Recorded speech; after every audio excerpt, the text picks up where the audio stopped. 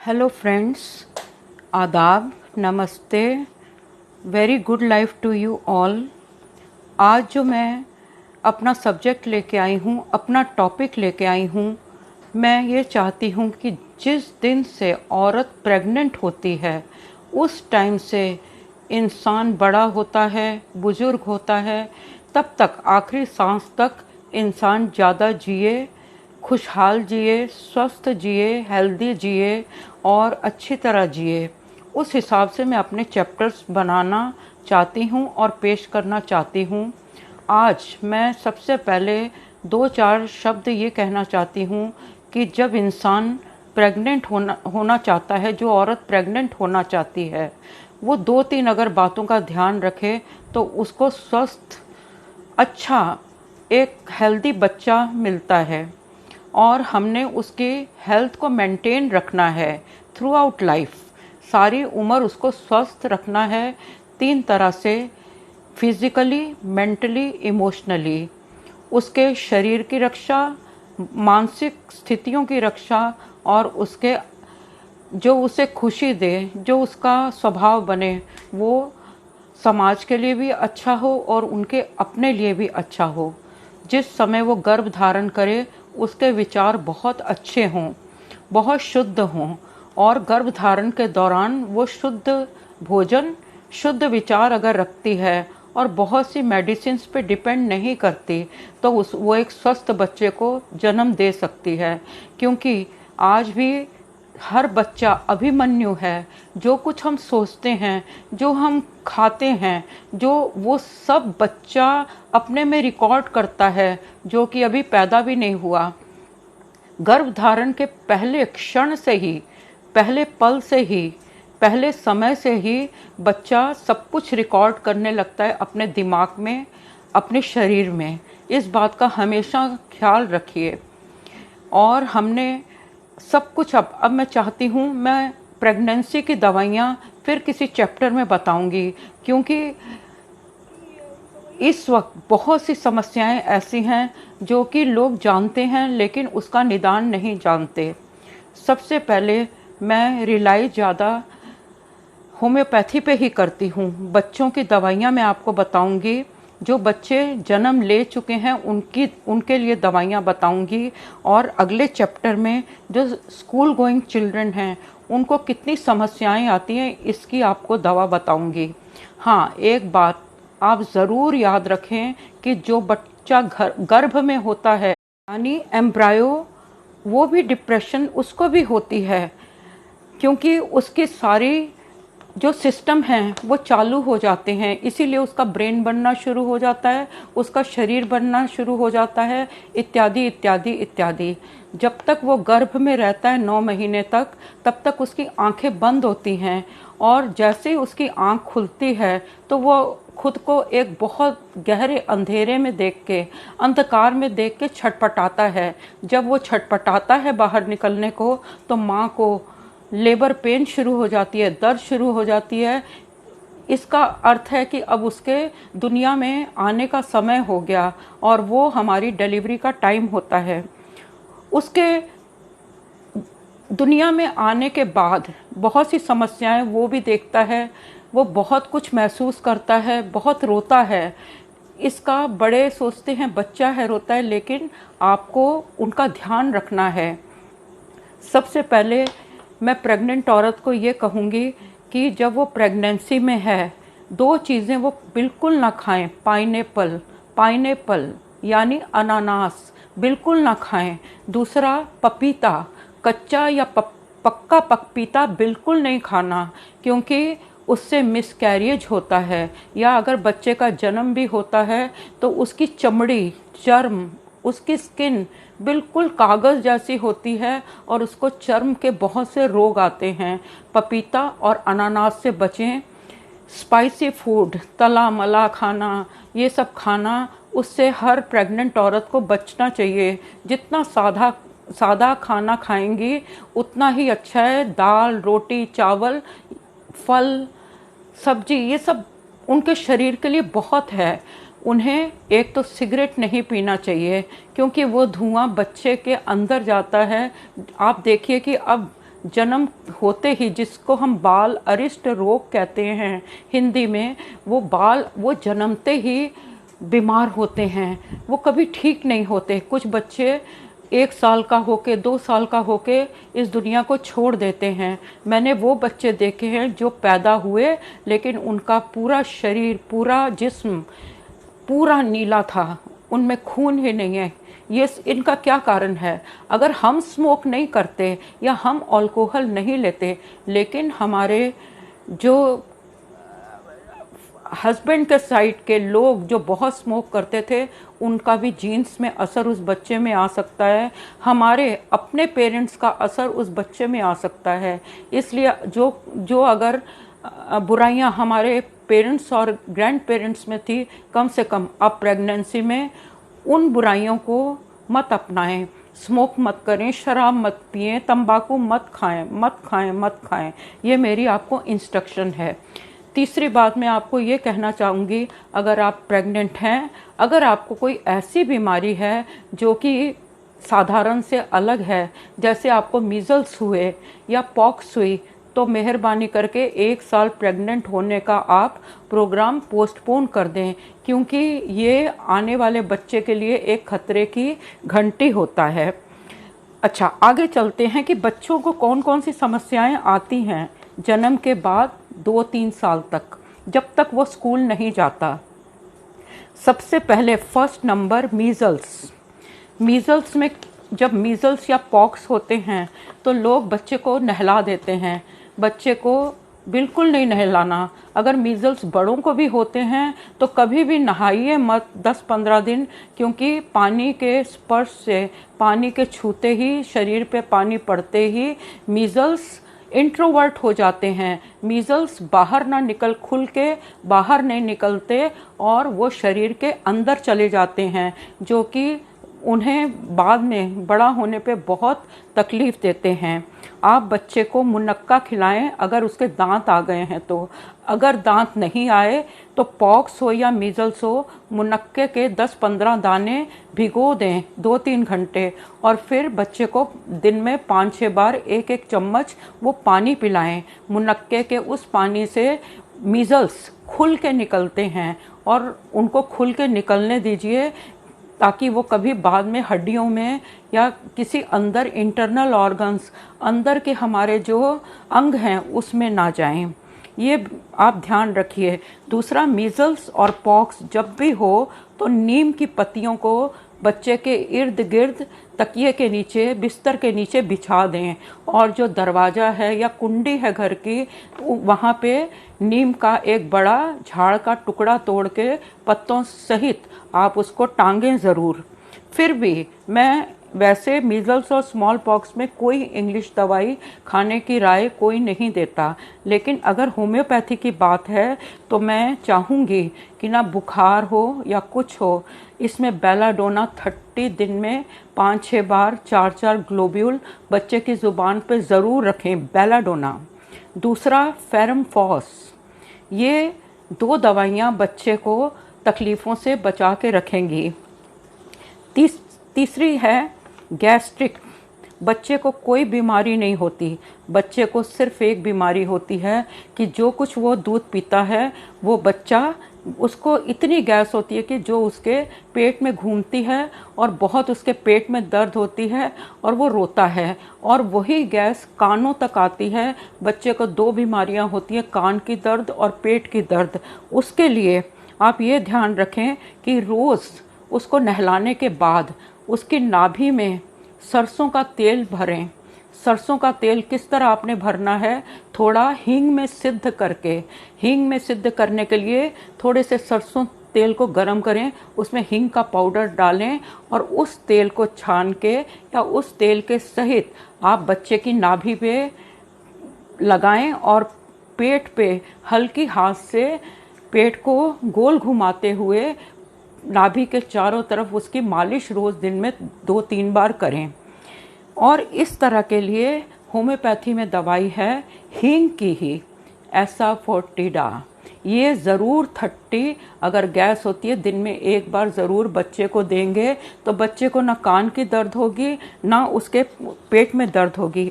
अब ये देखिएगा, जब बच्चा दूध पीता है तो हम उसको थोड़ा बिठा लेते हैं और उसकी पीठ पे हाथ फेरते हैं जिससे उसको डकार आता है, और वो जितने डकार लेता है उतना ही उसके लिए अच्छा है।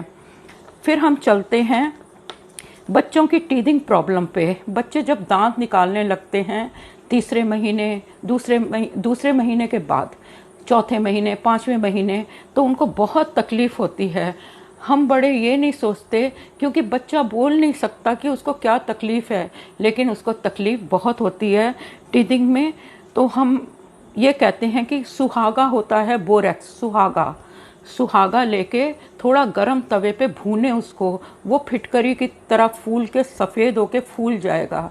आप उसको अच्छी तरह पीस के, हाथों से ही पीस लें और पाउडर बना लें। उसको शहद में मिला के, उसको हनी में मिला के, शहद मधु में मिला के पेस्ट सी बना के उसके मसूड़े पे मलें। दोनों ऊपर वाले और नीचे वाले दोनों मसूड़ों पर मलें। आप देखेंगे कुदरती तौर पे बिना किसी तकलीफ़ के सिर्फ 2-3 मोशन होंगे, 2-3 उसको पॉटी आएगी बच्चे को। कोई बहुत पेट खराब नहीं होगा, कोई रोना, उसके छोटे से दांत निकले होंगे। ये ज़रूर 1 साल तक आप करते रहें। हाँ, टीथिंग में बच्चा जो रोता है उसके लिए कुछ दवा हैं, जैसे र्यूम रेवम चीनी है, जिसको हिंदी में ठंडी चीनी भी कहते हैं। इसका पाकिस्तान और हिंदुस्तान में बहुत प्रयोग होता है, बहुत यूज़ होता है। र्यूम बच्चे के लिए अमृत का काम करती है। र्यूम 30 बच्चे को रेगुलर आप दिन में 2 बार 3-3 ग्लोब्यूल ज़रूर दें। दूसरी है कैलकैरिया फॉस, ज़रूर बच्चे को रेगुलरली 2 साल तक आपने देना है। कैलकैरिया फॉस 6x और 30 लाइक दैट। आप इस बात को समझेंगे तो बच्चा आपका बहुत आसानी से बड़ा होता जाएगा। फिर है 5वीं बीमारी, कौन सी बच्चे को आती है? डायरिया। कुछ लोग कहते हैं रूरल एरियाज़ में कि बच्चा जितना ज़्यादा पतली पॉटी कर देता है उसको बाद में उसका पेट हमेशा के लिए ठीक हो जाता है। पॉटी ज़्यादा आना, शुशु ज़्यादा आना, यूरिन ज़्यादा पास करना, ये सब जो है ये इस आयु की एक कॉमन प्रॉब्लम है। लेकिन आप इसके लिए अगर बच्चा उससे ज़्यादा कर रहा है तो आप थोड़ा सा पानी में हल्का सा नमक, चीनी का घोल बच्चे को ज़रूर थोड़ी थोड़ी देर बाद दें, जिससे उसको डिहाइड्रेशन ना हो। तीसरी बात, इसी डायरिया और एक्सेस यूरिनेशन के लिए आप उनको जो दवा दे सकते हैं वो है क्रोटोन एंड पोडोफाइलम 30। ये किसी होम्योपैथ, आसपास कोई होम्योपैथ है उसकी सलाह ज़रूर लें, क्योंकि हो सकता है कि वो जो उसकी पॉटी आ रही है वो नॉर्मल हो, वो डायरिया या बीमारी ना हो।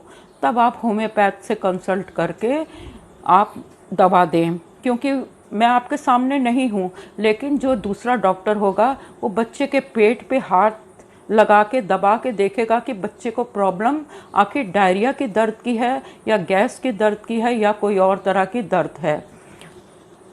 और कुछ बच्चे दिन में तो सोते रहते हैं सारा दिन और सारी रात जागते हैं, जिससे कि घर वालों को बहुत तकलीफ़ होती है, पेरेंट्स को बहुत तकलीफ़ होती है, और सारी रात वो जागते हैं और रोते रहते हैं। ऐसे बच्चों को आप कुछ दिन जलापा दें। जलापा 30 दिन में 3 बार 3-3 ग्लोब्यूल्स उनकी ज़ुबान पे रखें। कई बार ये 1 दिन 2 दिन की ट्रीटमेंट से ही बच्चा ठीक हो जाता है। और बच्चे वो जागते हैं, मैं आपको हर बात के लिए ये कहना चाहती हूँ, बच्चों की डेवलपमेंट के लिए, अच्छी डेवलपमेंट के लिए या बुरी डेवलपमेंट के लिए बहुत सा श्रेय माँ बाप को जाता है। माँ बाप रात भर टीवी देखते हैं या इस तरह की कुछ, मतलब घर में हलचल होती है, बच्चे को वो आदत हो जाती है। और जब बच्चे इस तरह की हरकत करते हैं, रात को जागते हैं, तो माँ बाप परेशान होते हैं। इसलिए आप इस ओर ध्यान दें। नेक्स्ट हम चलते हैं 7th नंबर, बच्चों के पेट के कीड़े। बच्चों के पेट के कीड़े, बच्चों के हाथ गंदे हो जाते हैं, वो मुंह में डालते हैं। ये छोटे बच्चों के भी, नर्सरी बच्चों के भी, इन्फेंट्स के भी, बेबीज़ के, किसी को भी पेट में कीड़े हो सकते हैं। ये पेट के कीड़े बहुत बड़ी उम्र तक लोगों को होते हैं। इसका रीज़न क्या है? ऐसा है कि नॉन वेज खाने वाले लोगों के पास बहुत से क्लू हैं अपनी डाइट को सही कहने के, और जो लोग वेजिटेरियन हैं वो हज़ार क्लू निकालते हैं, वजह निकालते हैं कि नॉन वेज खाने से ये होता है, वो होता है, वगैरह वगैरह। ये एक फैक्ट है। जो लोग मांस बहुत खाते हैं, खासकर रेड मीट बहुत खाते हैं, उनके पेट में टेप वॉर्म्स होते हैं। क्यों होते हैं? क्योंकि डंगरों के, जानवरों के एलिमेंट्री कैनाल में, फूड पाइप में, गट में हैं, हमेशा टेप वॉर्म्स होते हैं।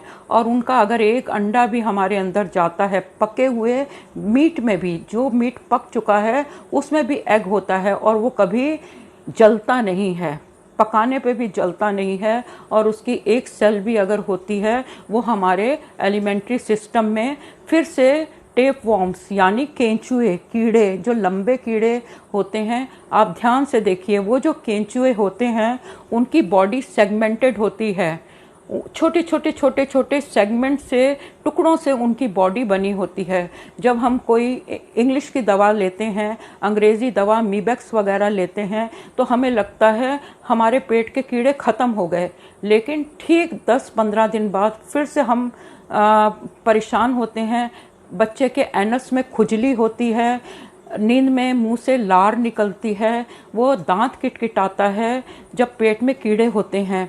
तो जब आप ये सिम्टम देखें तो आप ज़रूर होम्योपैथी पे आएँ, क्योंकि मीबैक्स वगैरह पेट के कीड़े तो निकाल देती हैं, लेकिन पेट में उनके अंडे या सेगमेंट को नहीं निकालती। हाँ, जब हम खुद को डिवॉर्म करते हैं तो ये भी जीवित सोचने वाले प्राणी हैं। ये जितने कीड़े हैं ये शायद हमसे ज़्यादा ब्रेनी और इंटेलिजेंट हैं। ये जिस तरह हम अपनी कॉलोनी खाली करना नहीं चाहते, हम अपने घर से निकल के दूसरे को अपना घर देना नहीं चाहते, इसी तरह ये भी पेट को छोड़ने से पहले, हमारे खाने की नली को छोड़ने से पहले, अपना कोई सेगमेंट हमारे खाने की नली की अंदरी दीवार पे चिपका के जाते हैं, ताकि उनकी कॉलोनी कभी हमारे शरीर से ख़त्म ना हो। और कभी भी ये इसलिए शरीर से ख़त्म नहीं होते। दूसरी बात, अगर टेप वॉर्म हैं, कुछ लोग कहते हैं टेप वॉर्म पेट से निकल गए, 2 निकले, जोड़ी निकली, अब अंदर नहीं है। ये आपकी भूल है। आपके अंदर वो टेप वॉर्म्स हैं, वो टेप वॉर्म्स हैं।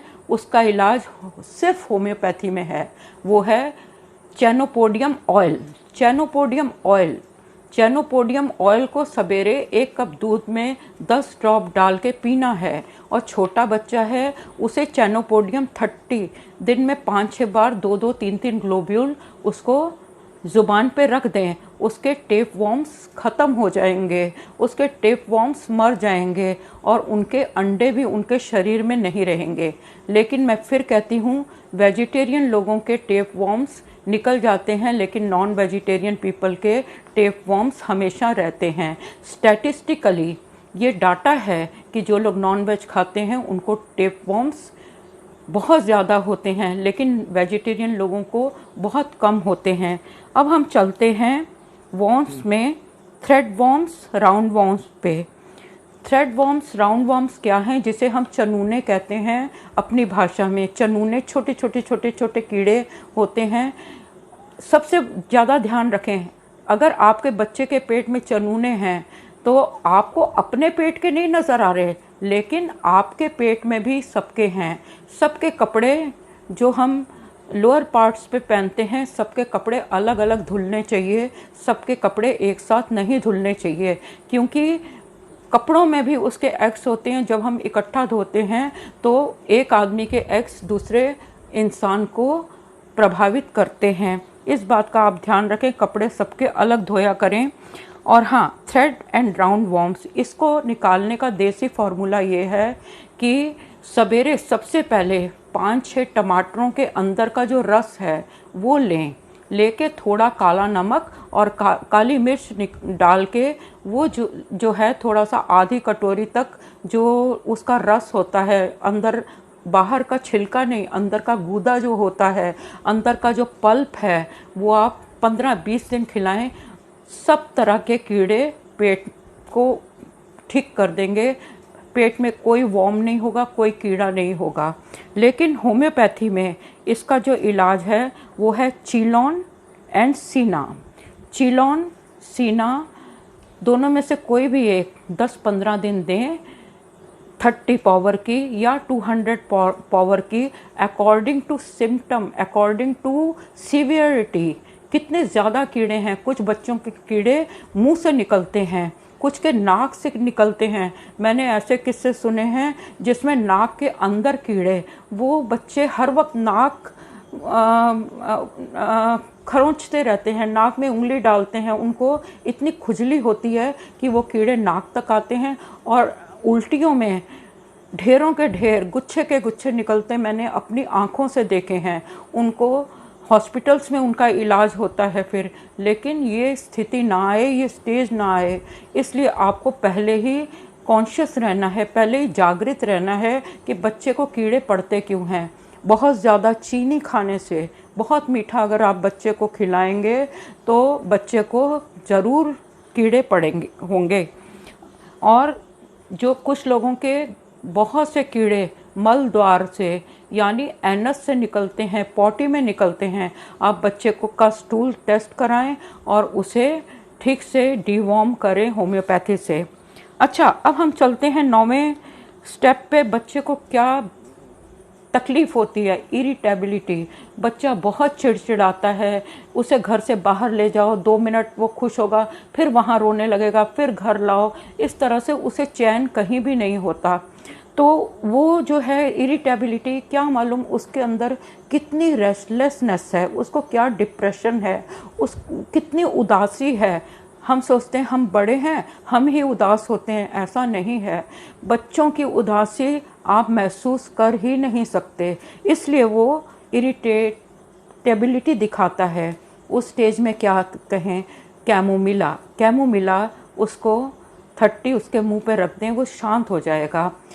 आप ये समझ गए होंगे trio of homeopathy for the children, calcarea phos, rheum and chamomilla are best for them. Next है फियर ऑफ बीइंग अलोन, अकेलापन।